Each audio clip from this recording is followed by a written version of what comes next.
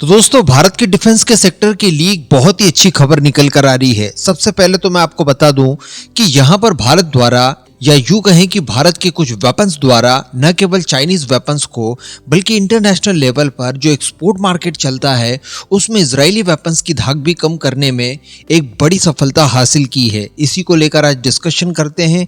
Video को एकदम अंत तक जरूर देखते रहिएगा और साथ में चैनल को सब्सक्राइब जरूर कर दीजिएगा। तो देखिए, सबसे पहले तो आर्मेनिया की बात की जाए तो हम जानते हैं कि आर्मेनिया इस समय भारत के सबसे बड़े डिफेंस इंपोर्टर्स में से एक बन चुका है। उसने भारत से पिछले कुछ समय में $600 मिलियन से अधिक के हथियार खरीदे हैं, जो कि वो अपने दुश्मनों के खिलाफ इस्तेमाल करने जा रहा है, स्पेशली अजरबैजान के खिलाफ। अजरबैजान वो देश है जो कि ऑलरेडी इजराइल के हाईटेक वेपन्स इस्तेमाल करता है, साथ ही वो टर्की जैसे देश के वेपन्स भी बड़े स्केल पर इस्तेमाल करता है। इन्हें काउंटर करने के लिए वो भारत के वेपन्स अगर इस्तेमाल करता है तो ये अपने आप में एक बड़ी बात है।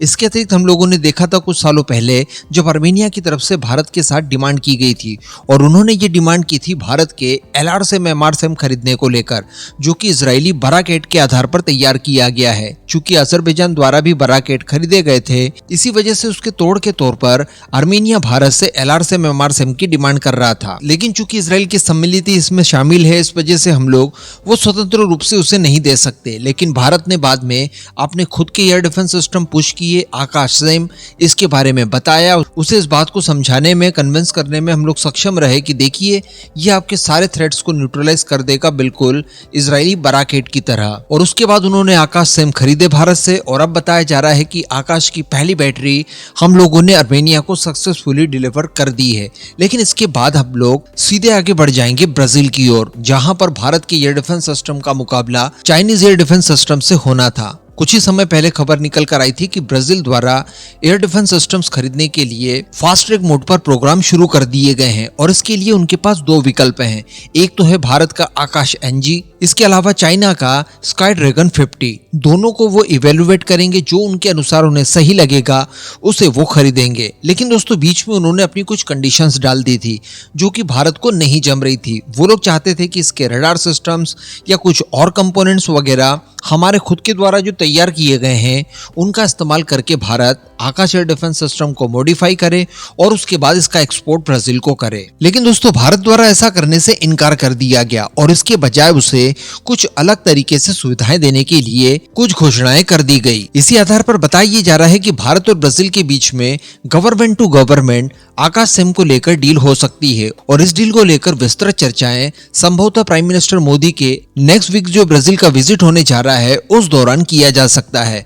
मैं आपको बता दूं कि अगले सप्ताह prime minister Modi Brazil, Nigeria और गयाना के विजिट पर होंगे। एक्चुअली ब्राजील के बारे में मैं आपको बता दूं कि यहाँ पर G20 का समिट होने जा रहा है, तो यहाँ पर तो वो जाएंगे ही, इसके साथ साथ नाइजीरिया और गयाना के विजिट पर भी वो पहुंचेंगे। तो इसी विजिट के दौरान बताया जा रहा है कि आकाश NG को लेकर भारत और ब्राजील के बीच में गवर्नमेंट टू गवर्नमेंट डील हो जाए, इसके लिए एक पूरा खाका तैयार कर लिया जाएगा। यहाँ पर भारत द्वारा इन्हें बताया गया है कि देखिए आकाश NG जो है ये आपकी मौजूदा इस समय की सभी रिक्वायरमेंट्स को फुलफिल करने में सक्षम है। ये किसी फास्ट मूविंग टारगेट के खिलाफ बहुत ही ज्यादा कारगर साबित होगा, खासकर जो हाई स्पीड ड्रोन्स वगैरह होते हैं। इसके अलावा जो बहुत ही कम RCS वाले और तेजी से मैन्यूवर्स करके निकलने वाले जो टारगेट्स होते हैं उनके खिलाफ भी ये बहुत ज्यादा इफेक्टिव साबित होगा, जो बहुत ही कम दिखाई देते हैं, लेकिन इसके बावजूद आकाश एयर डिफेंस सिस्टम उन्हें मारकर गिरा सकता है। साथ ही ये काफी ज्यादा पोर्टेबल होगा, बहुत ही जल्दी इसका डिप्लॉयमेंट किया जा सकता है, एक जगह से दूसरे स्थान पर बड़ी आसानी से लेकर जाया जा सकता है। इसके अलावा 60 किलोमीटर तक की ये बेहतरीन रेंज आपको प्रोवाइड कराएगा। ये किसी भी तरह के एयरक्राफ्ट, इसके अलावा ड्रोन्स वगैरह, UCAVs, cruise missiles, ballistic missiles, tactical missiles, rocket system, इस तरह के सभी खतरों को न्यूट्रलाइज करने में सक्षम होगा। साथ ही भारत द्वारा यहाँ पर ब्राजील को ये सुविधाएं भी दी जाएगी कि अगर ये डील हो पाती है तो इसको लेकर लोकल मैन्युफैक्चरिंग की सुविधा ब्राजील को दी जाएगी। इसके अलावा जो टेक्निकल योगदान होगा वो भी भारत द्वारा दिया जाएगा। इसके कई अलग अलग घटक और कलपुर्जे वगैरह ब्राजील के अंदर लोकली निर्मित करवाए जाएंगे, जो कि भविष्य में भारत के ऊपर की निर्भरता भी इन्हें कम करवा कर देगी। तो अल्टीमेटली जिस तरह का ऑफर भारत की तरफ से दिया जाने वाला है या दिया गया है, ये इतना ज्यादा इंप्रेसिव है कि ब्राजील इसके बाद अन्य किसी एयर डिफेंस सिस्टम की ओर देखेगा भी नहीं।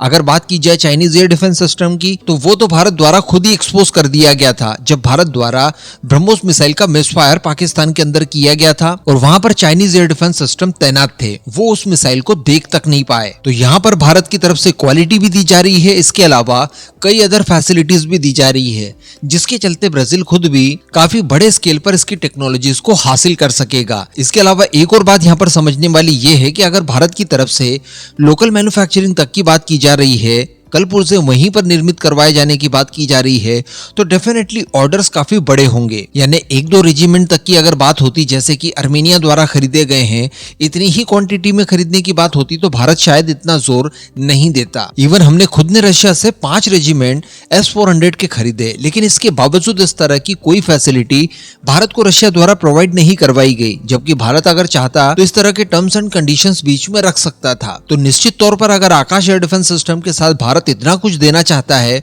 तो निश्चित ही ये ऑर्डर भी काफी ज्यादा बड़ा होगा। तो लेट्स सी क्या होता है जब प्राइम मिनिस्टर मोदी का अगले सप्ताह ब्राजील में विजिट होगा, उसी दौरान सारी की सारी चीजें क्लियर हो पाएंगी। बाकी इस पूरे मुद्दे पर आपका क्या मानना है, नीचे कमेंट करके जरूर बताइएगा।